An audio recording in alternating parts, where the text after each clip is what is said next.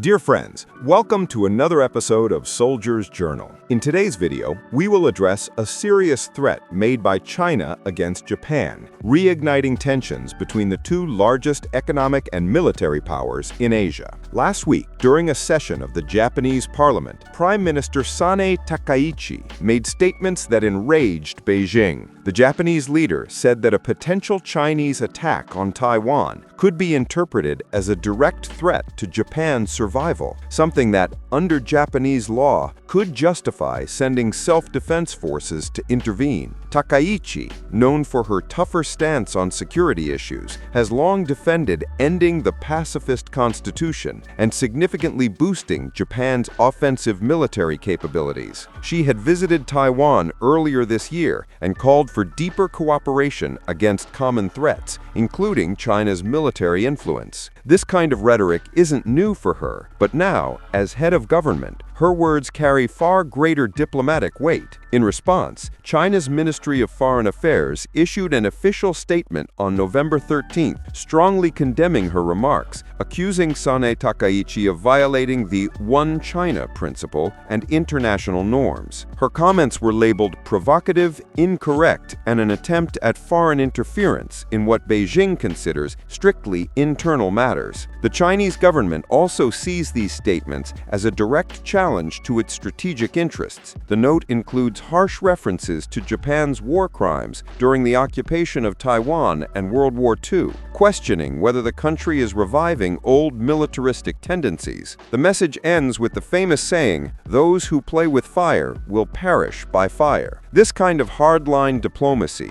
which Beijing had attempted to moderate in recent years, appears to be returning in full force. The Chinese Ministry of Defense went even further, claiming that Japan would suffer a crushing defeat if it intervened in Taiwan. These threats come amid China's intense military modernization. The People's Liberation Army, under Xi Jinping's orders, has been preparing for a possible invasion of Taiwan by 2027. Many analysts believe China's strategic goal is to annex the island, which Beijing views as a rebellious province. This military buildup includes massive investments in hypersonic missiles, aircraft carriers, drones, and amphibious capabilities. And the tensions are not limited to Taiwan. In the South China Sea, incidents between Chinese vessels and Philippine ships have been increasing as Beijing expands artificial islands and claims nearly the entire region, disregarding international laws and exclusive economic zones of countries like the Philippines, Vietnam, Brunei, and Malaysia. The United States, the Philippines' military ally, has responded by sending more Marines for joint operations and patrols in the area. Still, Taiwan remains the center of the dispute. Democratic and self-governed, the island is an informal U.S. ally, receiving ongoing military support, including a $2 billion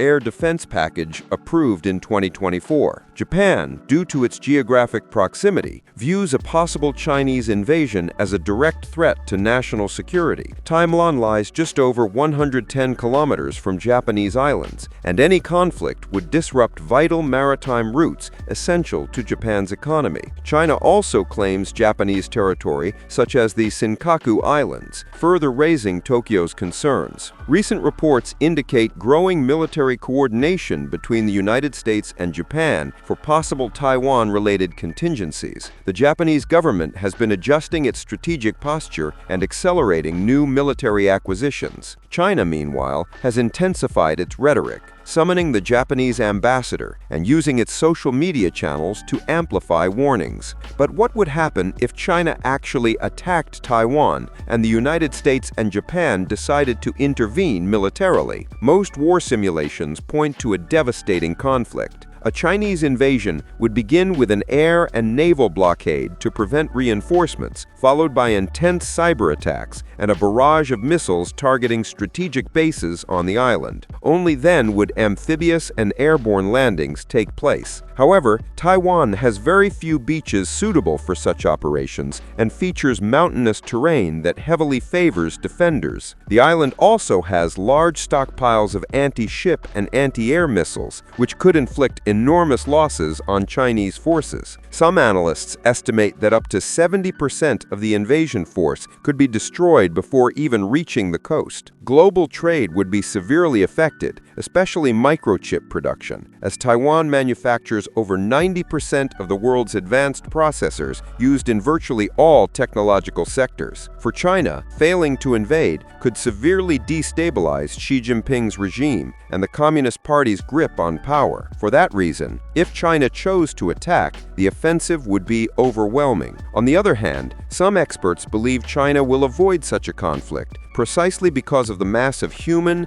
military, and economic costs that a war of this scale would entail. In summary, this recent verbal escalation between China and Japan reflects a growing rivalry in the Pacific, where China's expansion directly clashes with Western alliances. If you haven't subscribed to the channel yet, take a moment to subscribe and activate the notification bell so you don't miss any updates.